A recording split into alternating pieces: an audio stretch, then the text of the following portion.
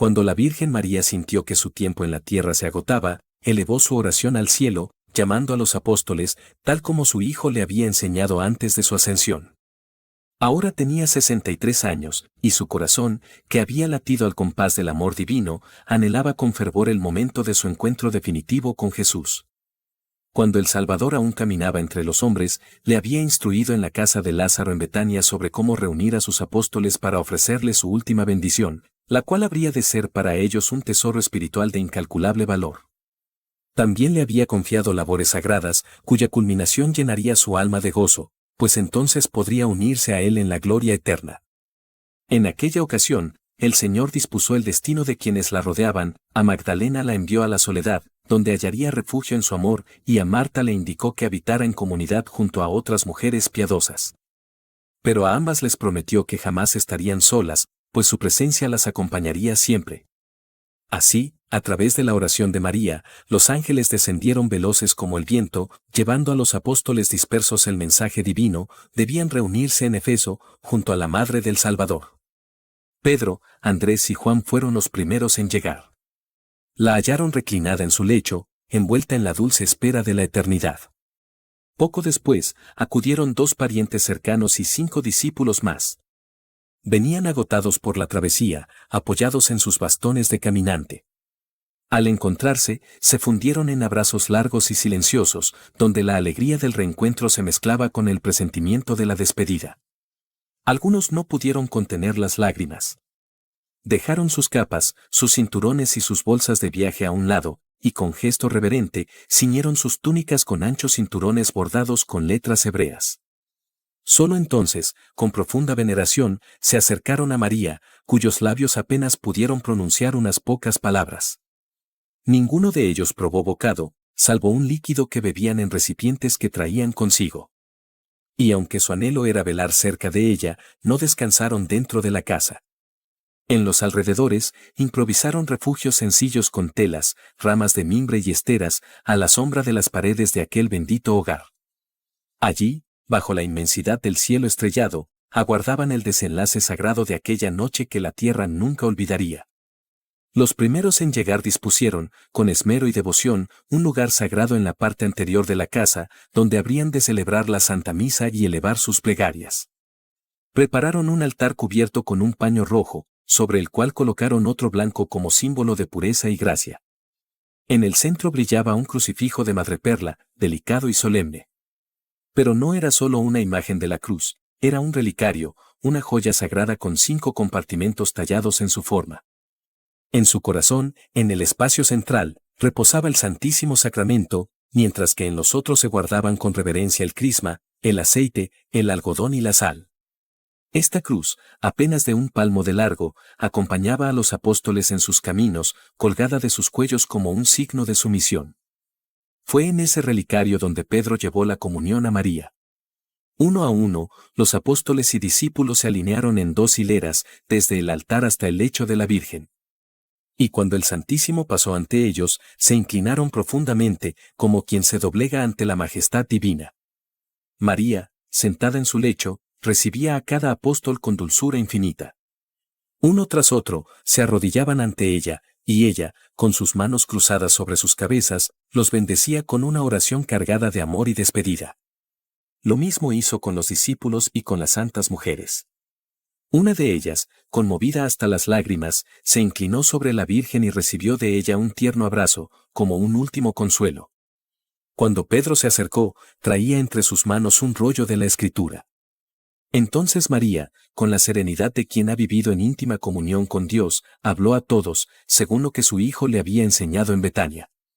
Dirigió sus palabras a Juan, confiándole lo que debía hacer con su cuerpo tras su partida y la manera en que repartiría sus humildes vestiduras. Su fiel criada y las mujeres que solían asistirla recibirían lo poco que dejaba en este mundo. Señaló el armario, y su criada, con discreta obediencia, se acercó, lo abrió y volvió a cerrarlo con un gesto silencioso. El altar quedó dispuesto con los paños rojo y blanco, frente a la cruz del oratorio. Pedro, revestido con su túnica sacerdotal blanca y un palio rojo y blanco sobre sus hombros, comenzó la Santa Misa. 4 apóstoles lo asistían, sus capas de fiesta reflejando la solemnidad del momento.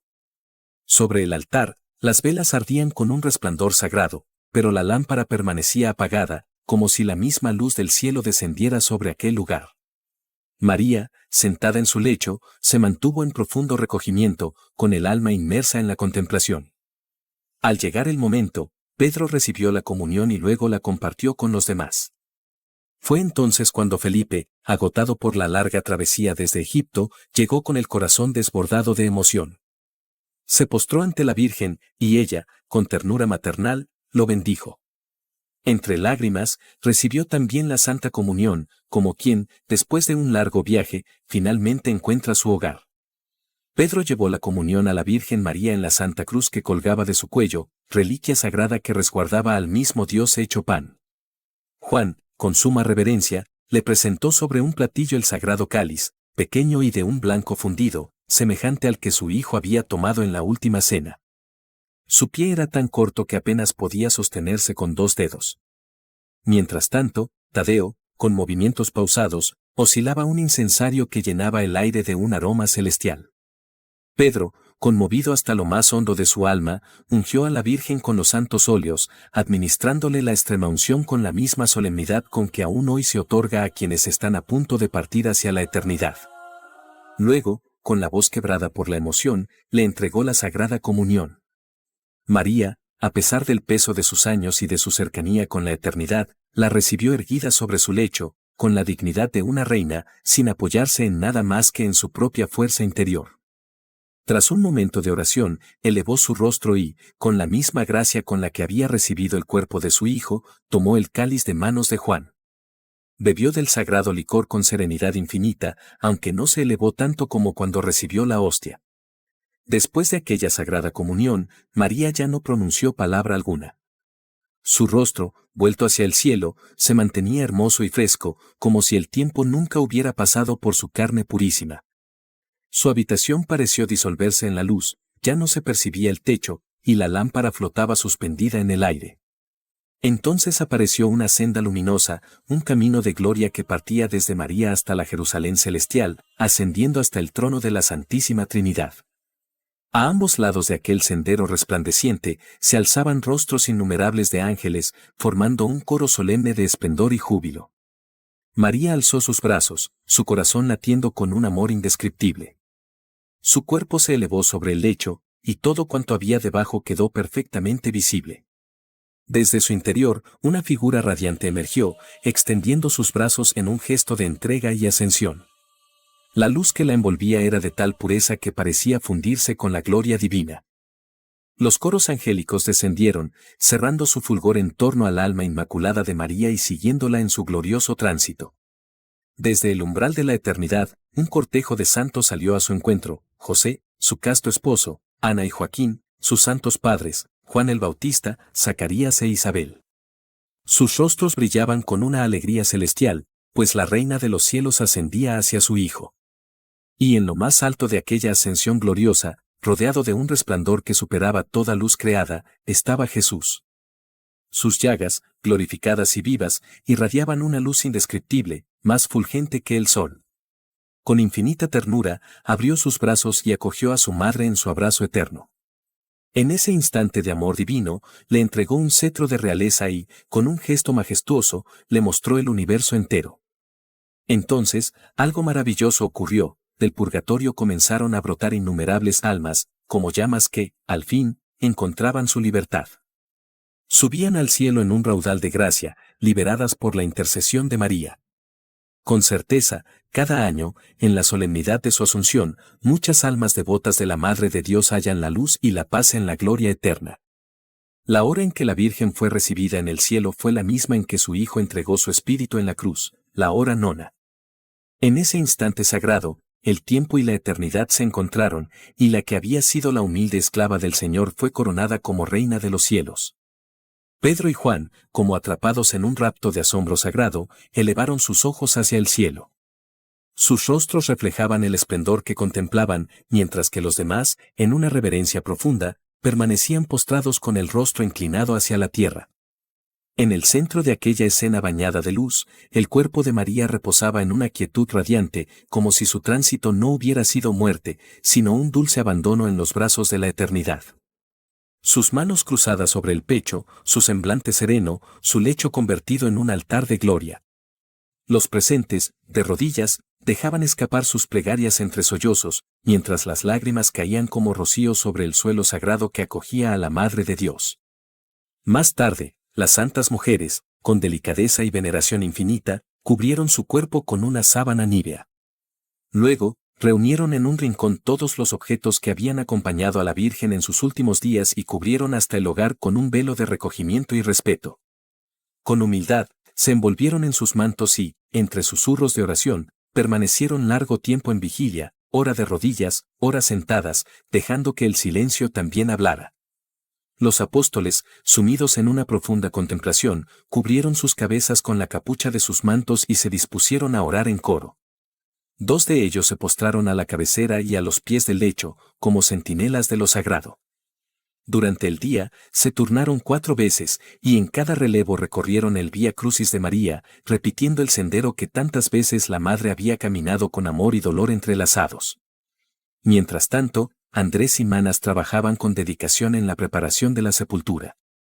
Se trataba de la cueva que María y Juan habían dispuesto como sepulcro para su amado Jesús, situada al final de las estaciones del Vía Crucis.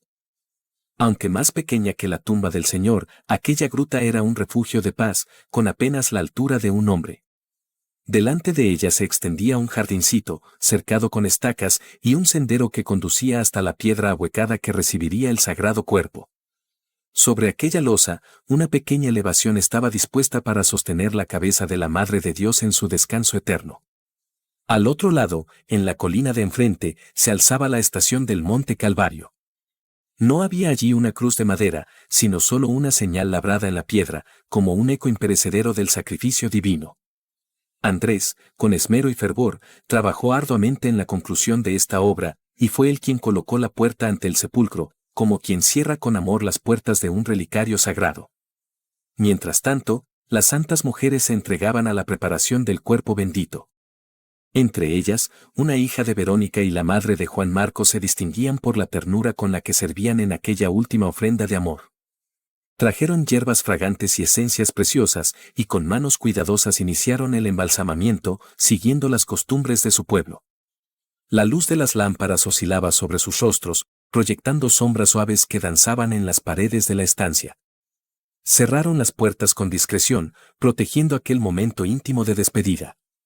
También sellaron el tabique de la cámara de María, despejando el espacio para llevar a cabo su piadosa tarea. Y así, entre aromas sutiles y plegarias entrecortadas, la Madre de Dios fue preparada para el descanso, mientras en los cielos, su alma glorificada ya brillaba con la luz de la eternidad. Los tabiques y esteras que resguardaban el lecho de la Virgen fueron retirados con suavidad por la criada, despejando el espacio con reverente devoción. También el armario donde descansaban sus vestidos fue apartado, dejando solo el altar ante el crucifijo de la Virgen en el oratorio. Así, aquel recinto sagrado se transformó en una pequeña iglesia, donde los apóstoles, en un recogimiento absoluto, elevaron sus plegarias y celebraron los divinos misterios. Mientras las santas mujeres, con manos temblorosas de amor, preparaban el sagrado cuerpo para la sepultura, los apóstoles, divididos entre la primera sala y el exterior, entonaban oraciones en coro. Cada plegaria, cada susurro, envolvía el ambiente en una atmósfera de celestial serenidad. Las mujeres procedían con la misma veneración con la que habían tratado el sacratísimo cuerpo de Jesús. No era una labor de duelo, sino un último acto de amor hacia aquella que había sido la Madre del Redentor y ahora, Reina de los cielos. El sagrado cuerpo de María fue dispuesto en un cesto especialmente hecho para sostener su forma, con su vestidura intacta. Su cuerpo, blanco como la luz, resplandecía con un fulgor que no era de este mundo. Era tan liviano y espiritualizado que se levantaba con facilidad, como si la materia misma cediera ante la gloria que en él habitaba. Su rostro, fresco y sonrosado, irradiaba una juventud incorruptible, una belleza serena que parecía desafiar el paso del tiempo. Las santas mujeres, con lágrimas silenciosas, cortaron delicadamente algunos cabellos de la Virgen para guardarlos como reliquias preciosas. Luego, colocaron hierbas aromáticas en torno a su cuello y cabeza, bajo sus brazos y en las axilas, perfumando aquel tabernáculo vivo que en vida había sido la morada de Dios. Antes de que envolvieran su cuerpo revestido de blanco con finísimas telas, San Pedro, con profunda emoción, celebró la Santa Misa ante su presencia sagrada. Con voz temblorosa y corazón ardiente, consagró el pan de vida y, conmovidos, los apóstoles recibieron la comunión en un acto de unidad con aquella madre que tantas veces les había acompañado en oración y sacrificio. Luego, Pedro y Juan se acercaron revestidos con sus capas magnas de fiesta. Juan sostenía un recipiente con bálsamo perfumado y oraciones sagradas. Pedro, con manos firmes y temblorosas a la vez, ungió el sagrado cuerpo en la frente, las manos y los pies, trazando sobre él la señal de la cruz. Con la delicadeza con que se cubre un tesoro celestial, las santas mujeres envolvieron su cuerpo con sábanas blancas inmaculadas. Sobre su cabeza, como signo de su virginidad y pureza, posaron una corona de flores blancas, rojas y azul celeste. Sobre su rostro, depositaron un velo translúcido, permitiendo que su semblante permaneciera visible, reflejando una paz que solo el cielo podía otorgar. Sus brazos quedaron cruzados sobre el pecho, en una última oración de entrega. Sus pies, rodeados de hierbas fragantes, fueron cubiertos con un fino lienzo, como símbolo de su camino perfumado de gracia. Así preparado, el sagrado cuerpo fue depositado con ternura en un ataúd de madera blanca, cuya tapa podía asegurarse por arriba, en el centro y por debajo. Este sagrado relicario fue colocado sobre unas andas, listo para ser conducido a su descanso terrenal, antes de que el cielo la reclamara en gloria. Todo se hizo con solemnidad y un recogimiento sobrecogedor. Pero a diferencia del entierro de Jesús, en el que la premura y el temor de los enemigos ensombrecieron el momento, esta despedida fue un duelo profundo y sereno, envuelto en lágrimas y amor manifiesto. No había prisa, solo devoción. No había miedo, solo entrega. Porque aquellos que la despedían sabían que el cielo ya se abría para recibirla. El sagrado cuerpo de la Madre de Dios, aquel tabernáculo vivo que en su seno llevó al Verbo hecho carne, debía ser conducido a su descanso terrenal. La gruta donde reposaría se encontraba a media hora de camino, y los apóstoles se dispusieron a realizar el santo traslado con toda la solemnidad que el momento exigía. Pedro y Juan, con unción y ternura, levantaron el sagrado cuerpo desde las andas y lo llevaron hasta el umbral de la casa. Allí, con profundo respeto, lo depositaron nuevamente sobre las andas, asegurándolo con correas y esteras, como si en una cuna lo acunaran por última vez en este mundo. Luego, 6 de los apóstoles, alternándose entre ellos, cargaron sobre sus hombros aquel precioso depósito. La procesión se puso en marcha con devota lentitud. Los apóstoles iban al frente, elevando oraciones en voz baja, como si temieran quebrantar la santidad del momento. Detrás, las santas mujeres avanzaban en recogimiento, cerrando el cortejo con corazones colmados de amor y pena. Antorchas resplandecientes, encendidas dentro de calabazas y elevadas sobre largos maderos, iluminaban el sendero en la penumbra de la noche. Al llegar a la gruta, las andas fueron depositadas con suma reverencia. Los apóstoles, con un silencio sobrecogedor, ingresaron en la cueva y colocaron el sagrado cuerpo en el hueco cavado de antemano. Uno a uno, con los ojos humedecidos y los labios temblorosos de emoción, pasaron delante de los venerables restos para orar y rendir su última honra a aquella que fue la Madre del Señor. Con la delicadeza de quien toca lo más sagrado, cubrieron la sepultura con una estera. Luego, cavaron un hoyo ante la entrada de la gruta y trajeron una planta robusta, con sus raíces y sus bayas aún impregnadas de vida. La plantaron con esmero y la regaron generosamente, sellando así la entrada, como un velo de discreción y misterio. Solo por los costados, entre los matorrales, se podría llegar al lugar del reposo de la Virgen. Pero aquella noche no era una noche común. No era una despedida definitiva. Mientras algunos apóstoles y santas mujeres permanecían en oración en el pequeño jardín que antecedía la gruta, una luz celestial rasgó la oscuridad de la noche. Desde los cielos descendió una senda luminosa, y con ella, un coro de ángeles en armonía indescriptible. Sus voces no eran de este mundo, y su luz, más pura que el alba, bañó la tierra con un resplandor divino. En medio de aquella majestuosa visión, el alma de María descendía desde lo alto, radiante como el sol en su máximo esplendor. Al frente, con sus llagas resplandecientes como joyas eternas, venía su Hijo amado, el Señor Jesús. 3 coros angélicos rodeaban el alma de la Santísima Virgen. El más interior resplandecía con los rostros de pequeños niños angelicales, puros como la aurora. El segundo círculo lo conformaban seres de aspecto infantil, de 6 a 8 años, con miradas llenas de gozo y ternura. Y en la más exterior, los ángeles jóvenes irradiaban una gloria indescriptible. Sus cuerpos no eran del todo visibles, sino como estelas de luz viviente, pero sus rostros brillaban con la alegría de quien contempla a la Madre del Altísimo. En torno a la cabeza de María, una corona de ángeles resplandecía con fulgor inmaculado. Desde la tierra, los presentes, sobrecogidos por la majestad de la escena, alzaban sus miradas con los ojos abiertos de asombro y los corazones extasiados de emoción. Algunos, vencidos por el misterio, se postraban con los rostros pegados al suelo, incapaces de sostener la grandeza de aquella aparición. Y entonces, cuando la luz fue aún más intensa, cuando el alma de María se posó sobre su propio sepulcro, un sendero de gloria se abrió desde aquel lugar santo hasta la Jerusalén celestial. No era el fin. Era el principio de su reinado en el cielo. El alma de María, precediendo a su divino Hijo, atravesó la piedra del sepulcro con una suavidad celestial. Luego, unida nuevamente a su cuerpo, ahora resplandeciente de una luz indescriptible, se elevó en triunfo hacia la Jerusalén celestial, escoltada por una multitud de ángeles en gozoso cántico. Días después, cuando los apóstoles entonaban salmos en oración, llegó Tomás acompañado de 2 discípulos, Jonatán Eleazar y un servidor venido de la tierra de los Reyes Magos. Al escuchar que María ya había sido colocada en su tumba, su corazón se estremeció de dolor. Lágrimas amargas surcaron su rostro, pues no podía consolarse de haber llegado demasiado tarde.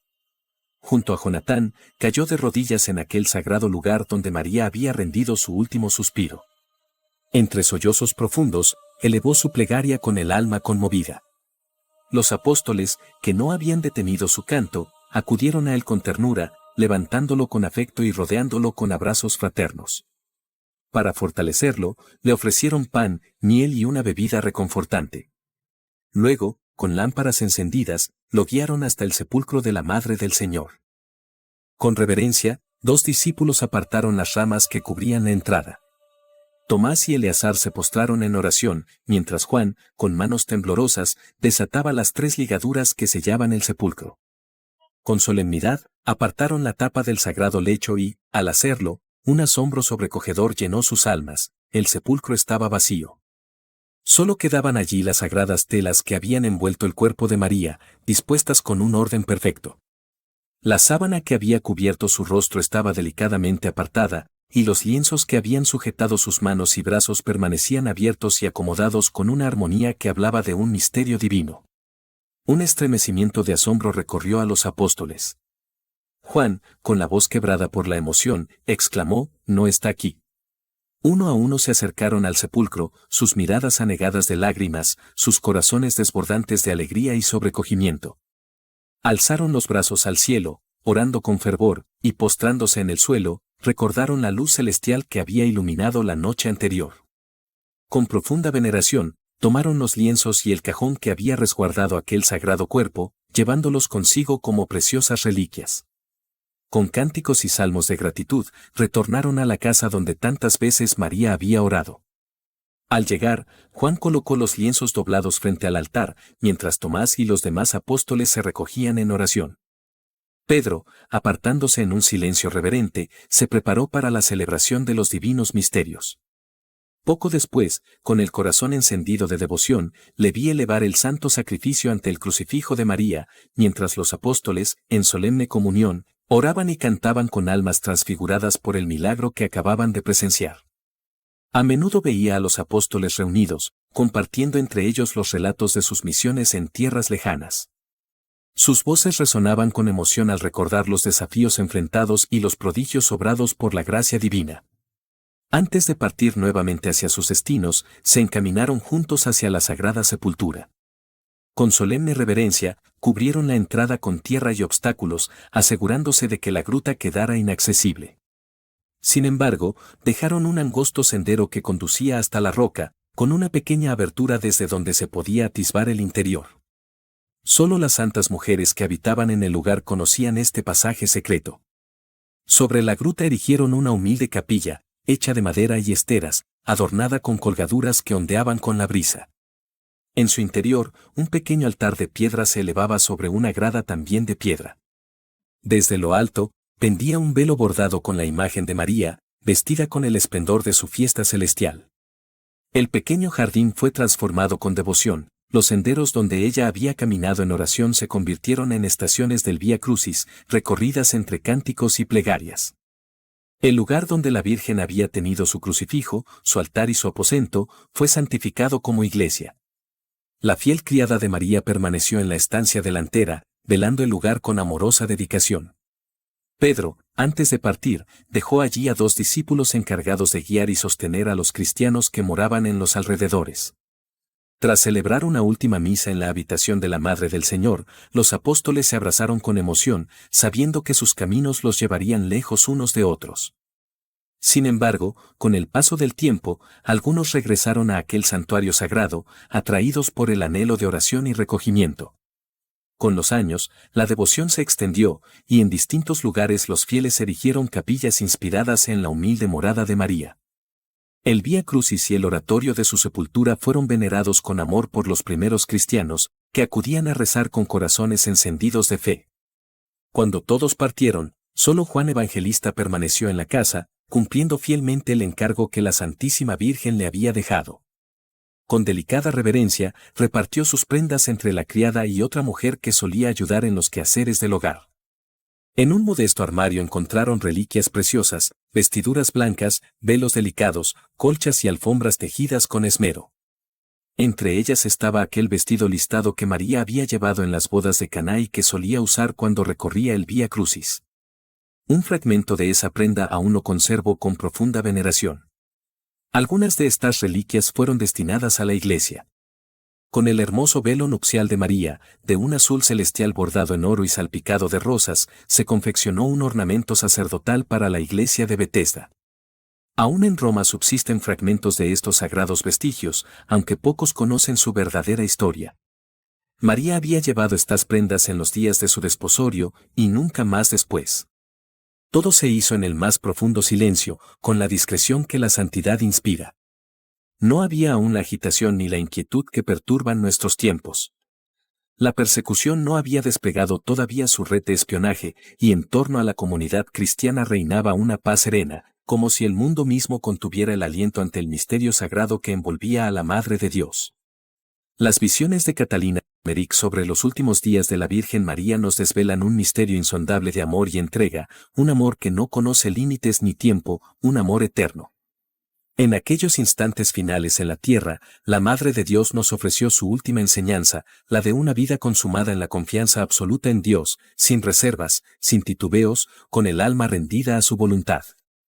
Desde el alba de su existencia, María fue el reflejo más puro de la humildad y la santidad. Aquel sí pronunciado en la Anunciación resonó como un eco sagrado a lo largo de toda su vida, un sí renovado en cada paso, en cada prueba, en cada suspiro ofrecido por amor a su Hijo y a la humanidad entera.